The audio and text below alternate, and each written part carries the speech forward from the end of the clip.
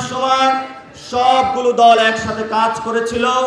করার পরে যখন হিন্দুদের ভোট নিল, আওয়ামী লীগের ভোট নিল, সব মানুষের সাথে একসাথে নিয়ে এখন মিস্টার জিয়া বেঁকে বসলো, তোমাদের যা দেওয়ার খেলা দেখিয়ে দিয়েছি, এখন আমার খেলা, কি করতে পারবে তোমরা করো, আমি বাংলাদেশে সংস্কার বাস্তবায়ন করতে পারবো না।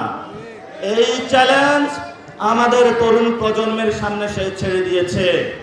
আমরাও আজকে তারেক রহমানের কাছে চ্যালেঞ্জ ছুড়ে দিতে চাই, বাংলাদেশে যদি আপনি সংস্কার বাস্তবায়ন না করেন তাহলে বাংলাদেশে আপনার গতি থাকবে কিনা সে নিশ্চয়তা আমরা দিতে পারি না।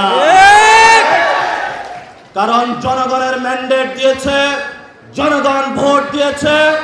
এই জনগণের ভোটের বাক্সে কেউ যদি লাথি মারতে চায়, আমরা তার গতিতে লাথি মারতে কোনো কুণ্ঠবোধ বা দ্বিধা সংকোচ করব না। আমাদের আরেকটি বড় বিষয় ছিল, শেখ হাসিনা উকিঝুঁকি করতেছে, আওয়ামী লীগ বিভিন্ন জায়গায় মিছিল নামাচ্ছে। আমরা সরকারকে হুঁশিয়ার করে বলবো, যদি শেখ হাসিনা বাংলাদেশে আসতে পারে, যদি আওয়ামী লীগ বাংলাদেশে আসতে পারে, তাহলে প্রথম গুলি চালাবে তারেক রহমানের উপরে। তারা প্রথমে বাংলাদেশে এসে তারেক রহমানকে হত্যা করবে। তারেক রহমানের ইতিহাস জানা উচিত, সেই সময় জিয়াউর রহমানকে তারা হত্যা করেছিল।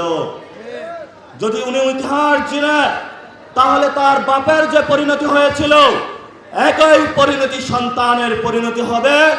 এই জন্য তারেক রহমানকে আমরা বলবো, don't do compromise with Awami League. যদি আওয়ামী লীগের সাথে আপনি কম্প্রোমাইজ করেন, আমরা কিন্তু একটি ফ্রন্টে যুদ্ধ করতেছি, তাহলে আমাদের ফ্রন্টিয়ার লাইন দুইটি হবে।